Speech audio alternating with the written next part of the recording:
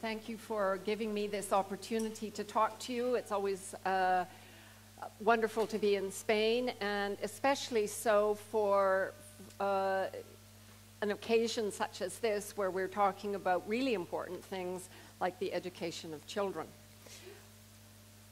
Is the translation okay? Is it, yeah, everything's working? Okay, good. Now, in talking about learning, I want to tell you today some interesting things.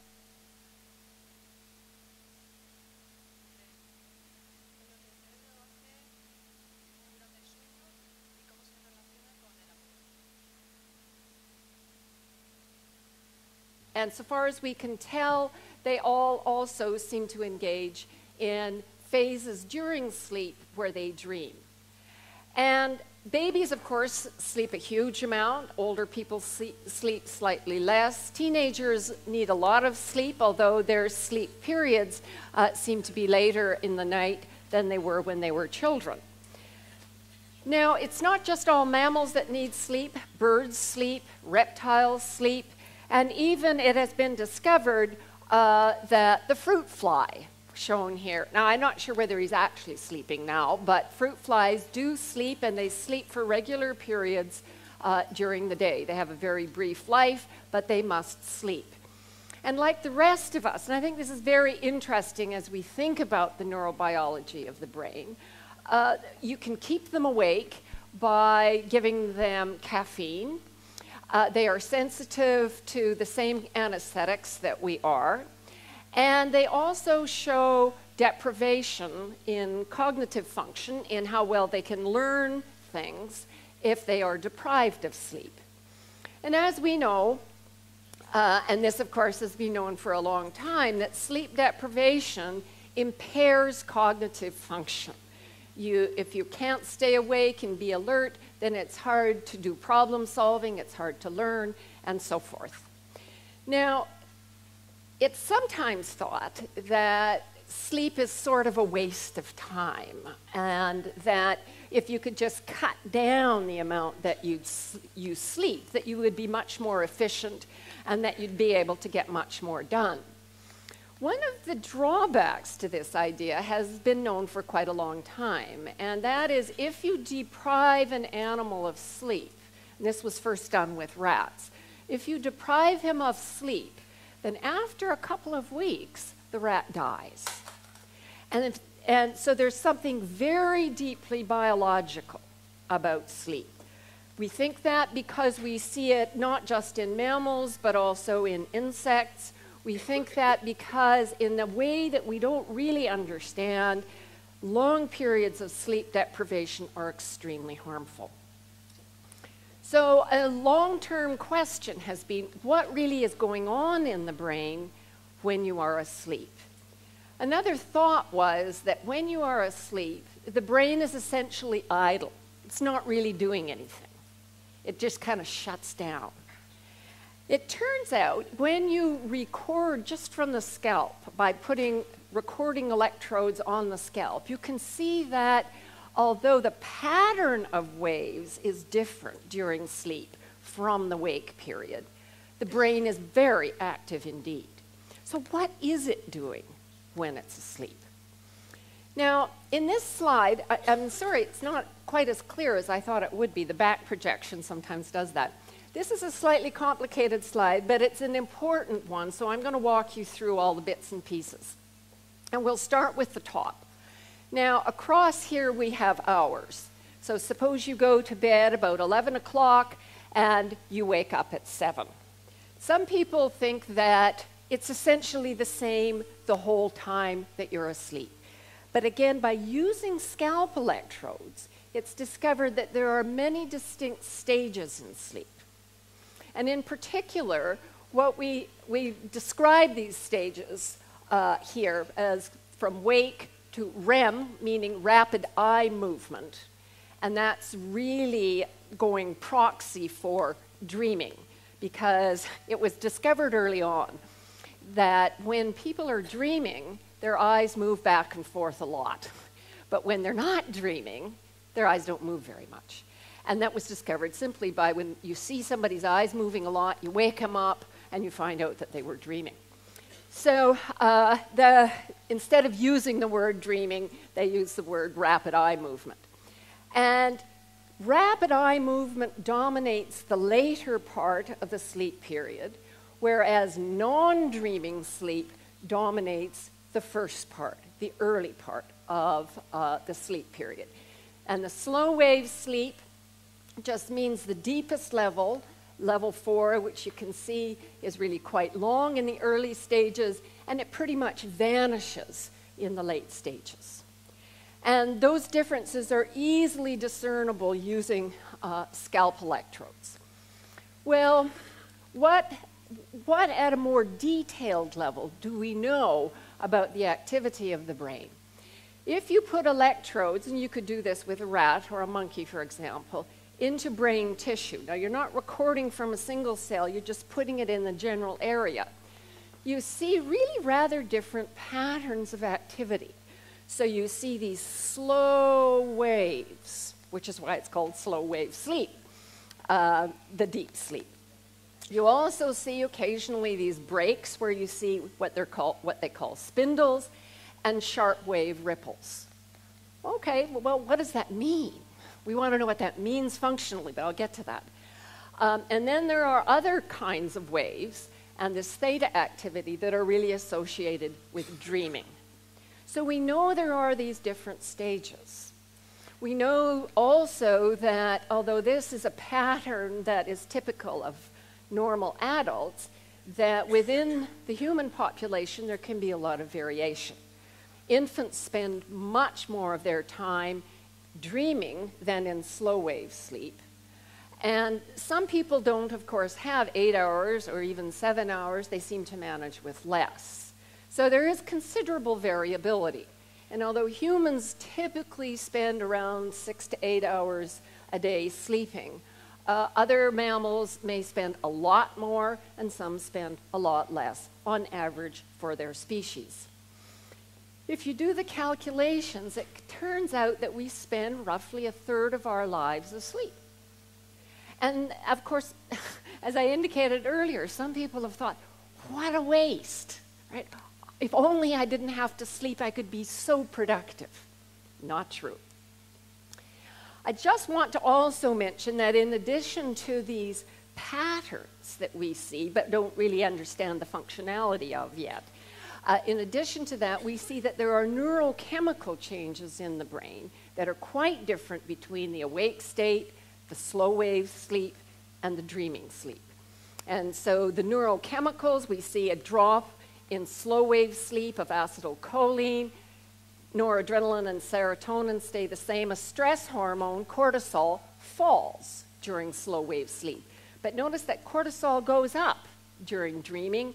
This goes down during dreaming, and acetylcholine goes up. So there are deep differences, even at the biochemical level. So there are a number of puzzles about sleep. And I want to switch slightly now into what's going to seem to be a different topic, but you're about to see how those two topics, in a very surprising way, come together. One puzzle is, how are long-term memories stored? You can probably all remember, let's say, your first kiss, your first real kiss. Even if it happened 20 years ago, it's still there. Or what you and your brother did when you had Christmas 25 years ago. Probably many of those old memories are stored. How is that? How does that work exactly? And when you remember things, for example, from various events at this Congress, when you remember those things, you tend to remember the important things and all the stupid stuff, you know, the incidental stuff and who coughed and who was wearing what. All that stuff is gone. How does the brain do that? And if memory is stored in structural growth of the brain, doesn't the brain get full at some point so that you can't learn anything new? These have been puzzles for a long time. Now, In order to sort of give you a bit of background before we kind of get into the real nitty-gritty of this, I just want to indicate something that I'm sure you're all familiar with, and that is there are many different memory systems that appear to be honored by different parts of brain anatomy. And so if you think of long-term memory, the kind that I'm mostly going to talk about today concerns memory for specific things like facts. Facts about how to get home, where you parked your car, what the spatial layout is of your house, and so forth. And specifics about events, various details that happened, and interchange that you had with somebody, or what happened at the football game, and so forth. And so what I really want to focus on for most of the talk will be that. But of course, there are many other kinds of learning and memory that are handled by somewhat different parts of the brain that are very important, like skill learning and habits. And some of that I alluded to yesterday in the talk about the reward system. All right. So it's a bit of a story as to how these two came together. And the story begins in a rather bizarre way. In the 1960s, a surgical procedure that was used for intractable epilepsy involved removing what was believed to be the core structure, the focus of the epileptic seizure. Así que el cirujano lo habló y pensó, bueno, si podemos quitar uno de ellos y nada más pasa, podríamos quitarlo de los dos lados y probablemente estaría bien. Y probablemente se le quitarían los ataques. Así que se lo hicieron. Esto sucedió en Montreal. Así que lo que sucedió fue que según se recuperaba, sucedió que los resultados fueron catastróficos. Esto es un paciente que ahora se le conoce como HAM y fue muy famoso y se le estudió. Le quitaron los recuerdos del pasado y no podía recordar nada más nuevo. Entraría en la habitación, hablaría, pero no tenía ningún tipo de recolección de la memoria. No podía reconocer. Su memoria a corto plazo había sido dañada. No podía aprender dónde estaba el baño en el hospital. No recordaba que su padre había muerto. No podía retener todos estos recuerdos, así que al día siguiente alguien le volvía a decir algo y él tenía que volver a aprenderlo. Esto se llama amnesia de corto plazo, en la que no se puede aprender nada nuevo. En una ocasión excepcional vi un paciente que tenía una situación similar, que también tenía daño en la corteza frontal, y es bastante interesante porque tenía la enfermedad de Buschke y se le habían quitado en el hipocampo, había perdido la zona temporal y podía andar, podía hacer cosas.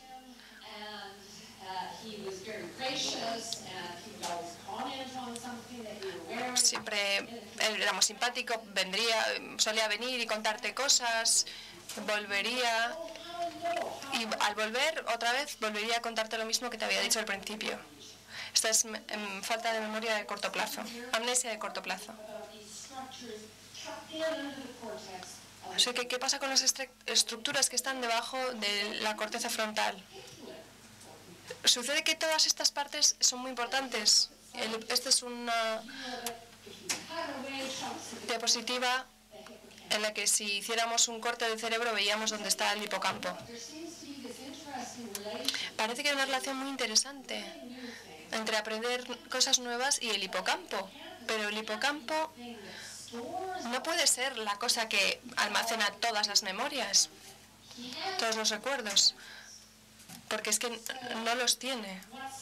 Así que, ¿qué es lo que pasa aquí?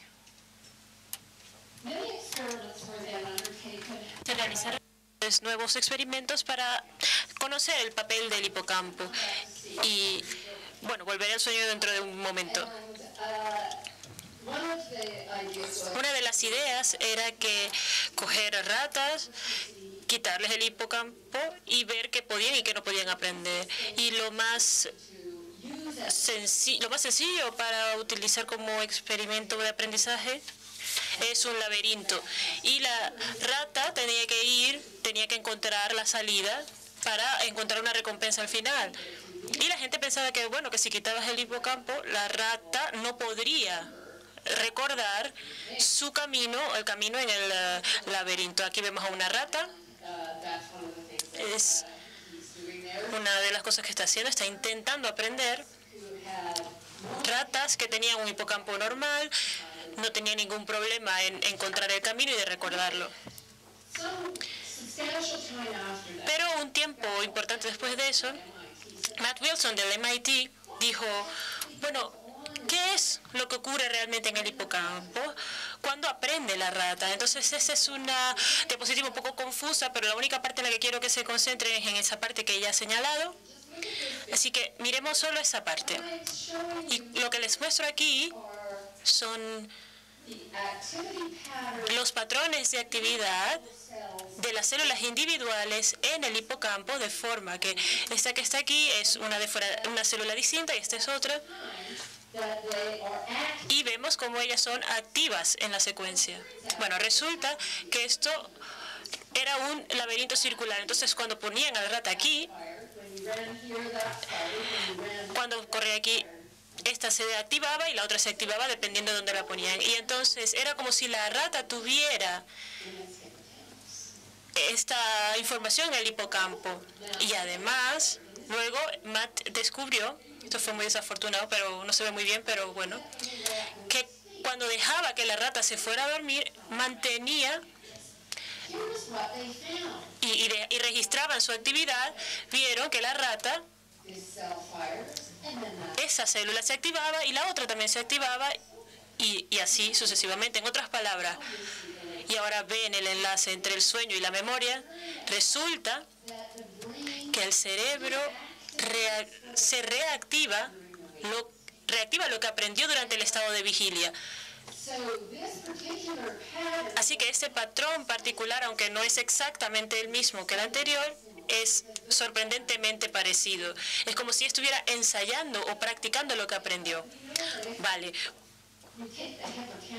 Pues sabemos que si quitamos el hipocampo después de que la rata aprendida, todavía sabrá la ruta hacia el laberinto. Entonces, ¿cuál es el propósito o la utilidad de que el hipocampo haga eso durante el sueño? La respuesta parece ser algo como... Volveré a la diapositiva anterior en un momento. Que el hipocampo es una especie de codificador temporal. Es rápido y limpio. Y la corteza, en este caso, la corteza visual es también un codificador, pero como tiene tanta actividad, no es tan rápida y no tan limpia. Así que tenemos una codificación inicial en la corteza pasa información al hipocampo, que es una forma que no entendemos, y la limpia de alguna forma, y le dice lo que es realmente importante, y luego nos vamos a dormir, y lo que ocurre es que la información en el hipocampo se transfiere a la corteza. En otras palabras, cuando dormimos, es como si el hipocampo enseñara a la corteza lo que ha aprendido. Y esto, bueno, en términos muy antropomórficos. No es que haya señores allí con ordenadores. Bueno, volvemos a la diapositiva anterior. Pues hemos visto lo que pasaba con las ratas en el laberinto y en la actividad del hipocampo, pero ¿qué hacía mientras tanto la corteza? Pues miremos que la corteza, que es la corteza que va al hipocampo, el hipocampo no tiene una comunicación directa con nuestros sentidos. Todo tiene que ir a través de la corteza. Pero esto es lo que estaba haciendo la corteza en ese mismo momento. Estos son células individuales y se darán cuenta de que a medida que la rata iba por el laberinto había una secuencia temporal. Pero es un poco desordenada, no está tan clara como se ve en el caso del hipocampo. ¿Y por qué ocurre eso? Precisamente no sabemos, pero creemos que está relacionado con caminos emocionales que conectan con el hipocampo y llegan al hipocampo de formas que no entendemos para, digamos, limpiar la información. Pues ese es un poco el panorama básico de lo que es esto, y entonces los estudios en humanos que se están realizando ahora con el fin de determinar si podemos mejorar lo que hemos aprendido. Y lo que los estudios muestran de forma contundente es que hay un gran efecto, que si mantenemos a alguien despierto, después de que les han presentado una serie de conocimientos o que han aprendido, entonces lo retendrán, pero no será tan buena como el grupo que tuvo tiempo para dormir.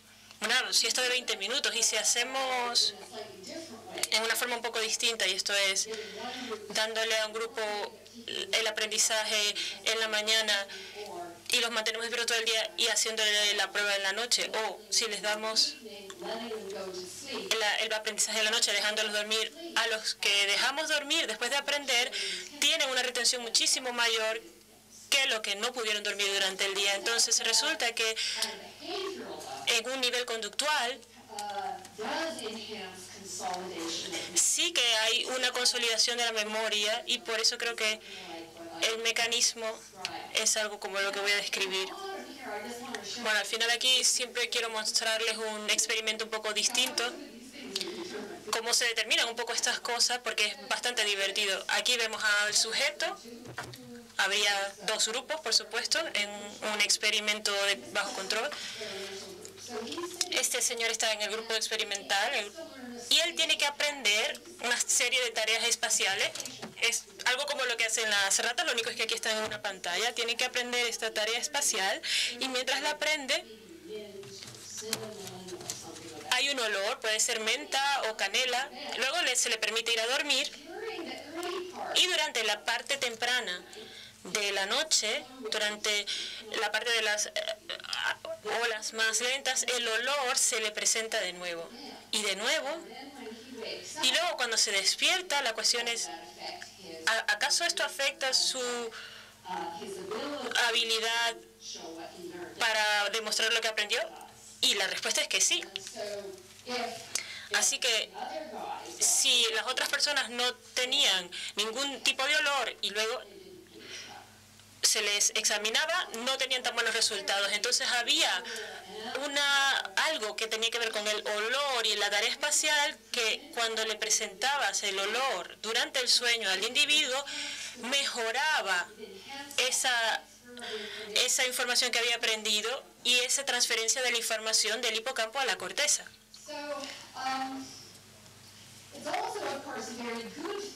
También es algo muy positivo de que hay una transferencia de información desde el hipocampo hacia la corteza, porque la corteza es inmensa y el hipocampo es mínimo. Así que si vamos a almacenar información durante mucho tiempo, tiene que ser a través, tiene que almacenarse en la corteza. Entonces, bueno, un poco para volver a los conceptos que hemos hablado, en el momento de estar alerta, en el momento del sueño temprano y luego en la fase de sueño profunda, parece que existe una codificación de un patrón de algún tipo en la corteza, y que eso se envía al hipocampo, allí se limpia, donde se guarda de manera temporal, y luego cuando estamos en el sueño de ondas más lentas, digamos que se repiten esos patrones, y luego cuando estamos en el fase REM vemos de nuevo que estos patrones vuelven a la corteza. Así que el sueño, tanto el de ondas más lentas y el sueño profundo son igualmente importantes. Debo mencionar también que Se presume que a raíz de esto, y eso es algo sobre lo que tengo una hipótesis que está bastante confirmada en este punto, que la información normalmente se almacena como un patrón de actividades o un patrón de cambios en las neuronas, unos patrones de cambios estructurales, y esa es la razón, y eso es precisamente lo que se muestra aquí en términos de patrones. También resulta interesante volver a las formas de estas ondas que habíamos visto en la primera diapositiva sobre el sueño, ver qué parece cuando estas ondas se alinean desde la corteza, el hipocampus y al tálamo. Cuando ellas se alinean, eso parece que facilita la transferencia de información. Los mecanismos no están del todo claros. Ahora bien, una de las preguntas que existen tiene que ver con algo que vimos ayer, y eso es: ¿qué pasa con todos los cambios estructurales que ocurren en el cerebro si el aprendizaje es igual al crecimiento? No llegará un momento en que el cerebro explote. Entonces quiero recordarles una de las cosas que hablamos ayer. Esta es una diapositiva un poco borrosa. Bueno, no se ve muy bien. Que aprender implica unos cambios estructurales, y eso supone añadir crecimiento, y algunos de esos cambios suponen inhibir o retroceder. Pues, ¿cómo decide el cerebro si debe reducir o disminuir o crecer? Para responder a esto podemos mirar la diapositiva. Aquí tenemos una neurona. Esta es la que envía la información y la parte superior es la que recibe. Pues, bueno, la célula parametral está normalmente en la corteza. Hay unas 82.000 que conectan con ella, y aquí simplemente estoy mostrándoles 5 solamente. Y por supuesto hay señales que entran durante todo el tiempo. Muchas de estas señales que vienen no son demasiado importantes, por decirlo de alguna forma. Entonces, ¿cómo el cerebro sabe eso? Porque no te tiene ahí dentro para saberlo. Pues la respuesta es algo como eso. Y esto es algo que llegó Donald Hebb en los años 50. Resulta que, además está en lo cierto, la idea es que las neuronas que se disparan juntas se mantienen juntas. Vemos aquí que estas líneas verticales son líneas verticales, vean la actividad que tienen, se alinean, están alineadas, lo que quiere decir que de forma colectiva ellas funcionan y causan o generan este envío de información. Entonces, si no, eso no tendría ningún efecto. Cuando las tres están activas juntas, tiene ese efecto. Vean que estas dos sí hacen picos, pero no lo hacen en fases. Así que estas tres que están en la parte superior son las que se mantienen, porque ellas funcionan, se activan, y las que están activadas a su vez se conectan juntas. Aquí están, se nota esta conexión, y miren ahora cómo se ven. Entonces se eliminan porque no son necesarias, y esto ocurre durante todas las fases del aprendizaje, y es especialmente importante en la adolescencia. En la edad adulta hay una amplia proliferación de crecimiento durante estadios bastante tempranos del desarrollo, desde el nacimiento hasta, digamos, los 6 años, y el crecimiento luego se reduce un poco, y durante la adolescencia hay como una relación bastante complicada que necesita mucho sueño. Por eso, una relación entre el sueño y la eliminación de esas neuronas que no necesitamos. Y por eso vemos que hay muchas más conexiones en el D12 que en el D8, y eso no quiere decir que él aprenda más, sino que tiene más elementos innecesarios. Nos encantaría saber cuáles son los principios desde un punto de vista conductual de esa eliminación, pero es algo que realmente no entendemos hasta ahora. Entonces, la historia básica sobre el sueño es que no perdemos el tiempo. Vemos que hay una gran diferencia entre el cerebro biológico y los ordenadores. Entonces, bueno, simplemente tenemos que vivir con el hecho de que el aprendizaje y la consolidación es algo que los cerebros hacen de manera muy lenta. Pues ahora iba a decir un poco más sobre el juego, quería hablar un poco más sobre el juego. Creo que ayer hablé un poco sobre el juego, así que voy a decir una o dos cosas y creo que así será más divertido para empezar luego el turno de preguntas. Pero como padre, una de las cosas que decimos, el niño tiene que aprender esto y lo otro y lo otro. Y estoy segura de que como la mayoría de ustedes saben, el juego desestructurado es esencial para aprender cualquier cosa. Los niños deben tener libertad para explorar, deben tener la libertad para equivocarse y darse cuenta de que los errores son oportunidades y no son algo que te va a separar de una experiencia. El cerebro hace una serie de cambios una vez que recibe recompensa positiva y también cuando es una recompensa negativa es una gran señal para el cerebro decir, tengo que hacer algo, tengo que probar algo nuevo. Así que la prueba y el error en el aprendizaje es crucial en el desarrollo de todos los cerebros. Y la prueba y el error en el aprendizaje significa muchas veces que vamos a cometer errores y que los errores son uno de los aspectos de los que más aprendemos. Así que cuando tenía como 5 años, vivía en una granja cuando era una niña, había escuchado sobre los paracaídas.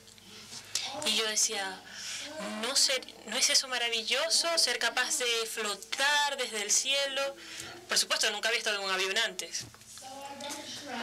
Así que bueno, estuve mirando en el armario de mi madre y encontré un paraguas. Y lo llevé al granero, subí al techo del granero, abrí el paraguas y me tiré. Bueno, no me rompí nada, pero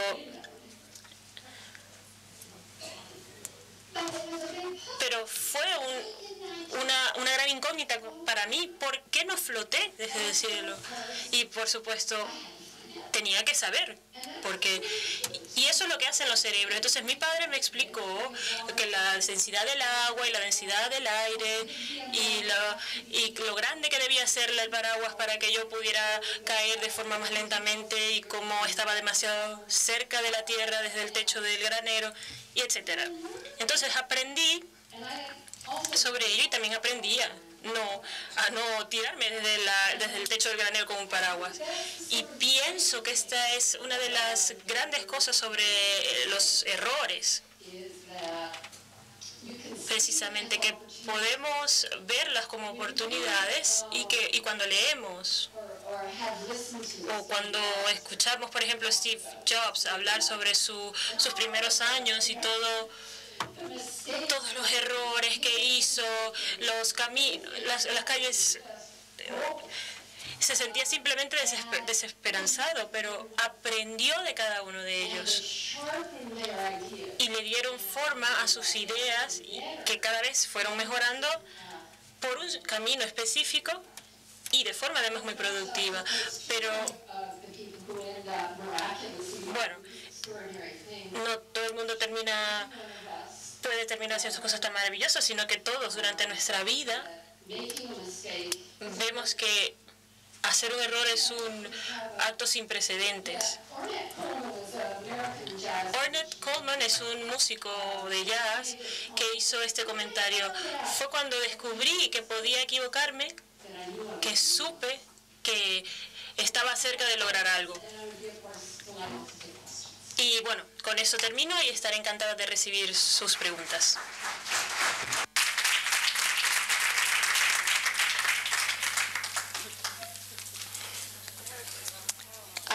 Shall I field my? Yeah, okay. Do we dream every day?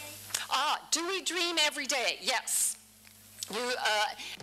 Sí, por supuesto. Por lo menos la información sugiere que gracias a muchas grabaciones de muchas personas durante mucho tiempo, si puedo volver a esa diapositiva. que sí que se sueña todos los días. Y se sueña cuando se va a la cama uno, al principio, ven ese gris arriba, es corto al principio, pero luego a las 2 de la mañana es un poco más largo, y luego a las 3 se tiene un sueño bastante largo, y luego a las 5 más adelante. Estos son los sueños largos los que se suele recordar, entonces por eso se piensa que no se cree que se ha soñado antes, pero sí que se ha soñado. Eso es lo que se recuerda cuando uno se despierta. Una de las cosas que no he mencionado antes y que se me ocurre con la pregunta que usted me hace es que quizás se pregunten ¿por qué tiene que haber esta consolidación entre esa enseñanza desde el córtex hacia el hipocampo? ¿Por qué tengo que estar dormido para que eso funcione? Sucede que la corteza durante el estado de vigilia está codificando la información y está guardándola. Así que si se quiere un proceso por el que si alguien quiere enseñar algo es mejor librarse de la información que sobra, entonces por eso es buen momento el soñar, porque es un buen momento para que esta enseñanza funcione sin interferencia del resto de partes del cerebro. Entonces, en el sueño de onda lenta, no quiero que se imaginen que ¿cómo es que tengo todas estas cosas raras en la base del sueño? Realmente no lo sabemos. Sí que sabemos, como dije antes, que el sueño de onda lenta es diferente a la parte del sueño. Y cuando alguien sueña, la corteza está haciendo toda esta reorganización y quizá es un biproducto, un subproducto. Así que quizá todas estas cosas, por ejemplo, estar conduciendo un Lamborghini con tu abuelo o cualquier otra cosa. Así que se tienen sueños bizarros. Y otra de las cosas que sabemos es que las estructuras prefrontales están bastante deprimidas durante el sueño. Así que por eso estamos totalmente desinhibidos y todo tipo de pensamientos aparecen en los sueños. Eso es lo que dice mucha gente, de hecho, que todo tipo de cosas aparecen en los sueños. Por supuesto, también hay muchas enfermedades mentales y trastornos que están asociados con trastornos del sueño.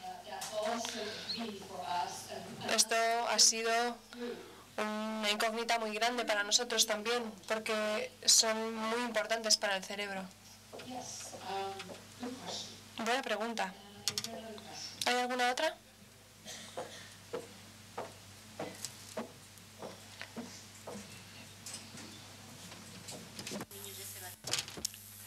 Oh, yes, I have to do this. Sorry. ¿Qué tiempo de siesta puede ser bueno para los niños de 0 a 3 años?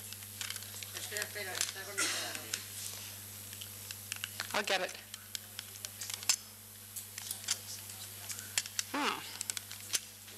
¿Cuál es la pregunta? Can anyone translate for me? ¿Qué tiempo de siesta puede ser bueno para los niños de 0 a 3 años? How long? ¿Cuánto tiempo? How long should a child of 3 years sleep as nap? As a nap? Well, you know, Bueno, como una siesta, la verdad es que no lo sé. Normalmente necesitan mucho más de lo que suelen tener. Yo simplemente intentaría asegurarme de que durmieran, pero tampoco mucho. Debería dejárseles dormir cuando necesiten dormir. Y esto es fácil de ver. Hay muchos niños que no necesitan dormir tanto como otros. Esto no significa necesariamente que estén consolidando más información, sino que su cerebro en particular es diferente. Pero es una pregunta muy buena. Y si intenta hacer dormir a un niño más de lo que necesita o de lo que quiere, ahí surgen un tipo completamente diferente de problemas.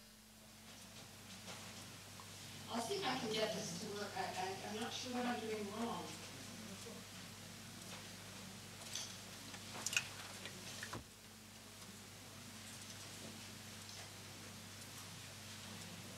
haces tú? Es que no hay buena pregunta.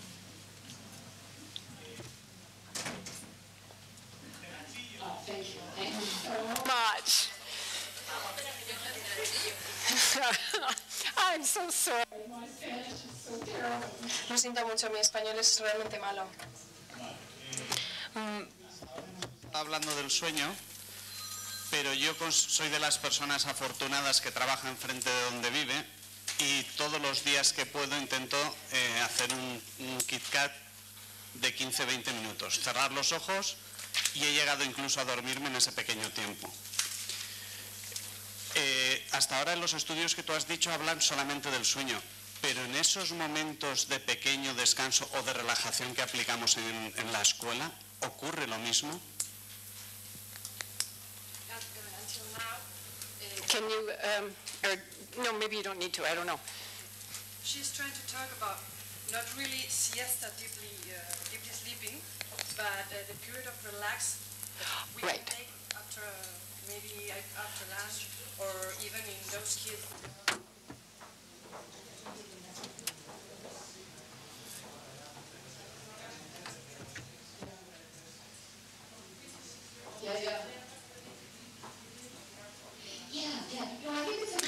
Sí, creo que es una pregunta bastante interesante y hasta donde yo sé nadie ha estudiado esa parte para hallar cómo el descanso, solo el descanso, nos puede afectar en contraste con dormir. Lo que sí sabemos es la respuesta en ratas, y en las ratas descansar es tan positivo como el sueño, pero si eso mismo se ve en los humanos no estamos seguros de ello, pero tal vez es bastante probable, o al menos para algunos humanos, porque ciertamente muchos niños realmente necesitan un periodo de descanso, pero no tienen que dormir profundamente para obtener el beneficio de ese descanso.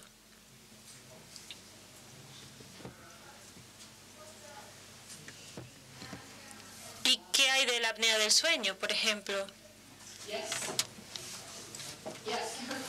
Su pregunta es, ¿qué pasa con la apnea del sueño en la que hay una, digamos que se cesa de respirar durante un periodo de tiempo y luego la persona se levanta ahogada o ronca? Y se sabe que la apnea del sueño puede ser bastante nociva para este proceso de consolidación. Eso no quiere decir que todo el mundo que tenga apnea del sueño tenga problemas, pero si sufre de ellas, ciertamente es una buena idea ver a un especialista, o si tiene un niño que tenga este problema también, porque este proceso parece, según mi opinión, es un sueño ininterrumpido durante la noche. Y hay personas que duermen muy poco, 4 o 5 horas, pero de vez en cuando tienen una siesta de 20 minutos, 2 veces al día, 1 vez al día. Por ejemplo, Winston Churchill era un gran seguidor de la siesta. Pero puede que haya una excepción, pero biológicamente vemos que necesitamos un sueño ininterrumpido para que este proceso de consolidación y de transformación, de transferencia y de limpieza tenga lugar. Es una pregunta impresionantemente acertada.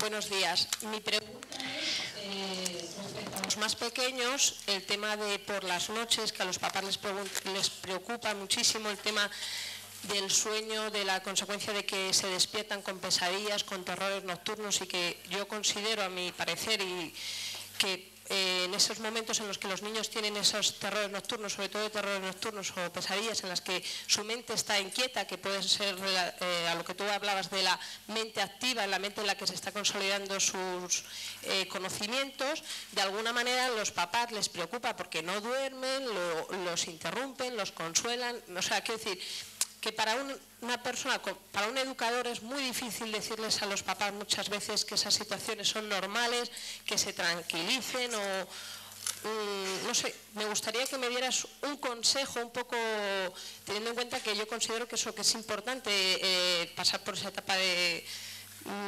terrores, miedos, pero que a ellos les genera muchísimo estrés, muchísima ansiedad y lo único que quieren es que su hijo duerma y no sé, es que no sé si la pregunta es correcta. Can you help me with that one?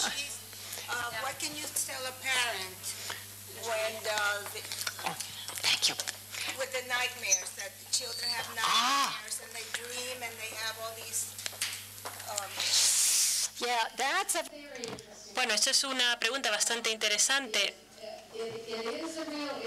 Es un tema importante cuando los niños comienzan a tener pesadillas y es también un asunto grave y no es muy común, pero ocurre cuando un niño camina, es sonámbulo. Y lo hace además durante este sueño de onda lenta.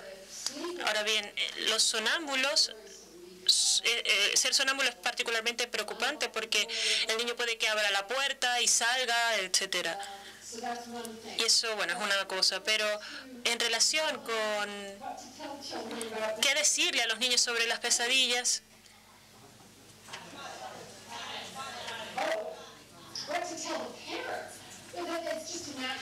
¿qué decirle a los padres? Bueno, porque es una parte natural del sueño. Y que algunos niños tienden más a tener estas pesadillas, pero eso no quiere decir que tengan alguna dificultad adicional, para nada. Simplemente son así, no es algo que realmente te dé mucha tranquilidad como padre, pero sí parece que tener pesadillas, hasta donde yo sé, tener pesadillas como niño no tiene ningún efecto sobre lo demás, ni eso no quiere decir que vaya a tener problemas psiquiátricos o de otra naturaleza,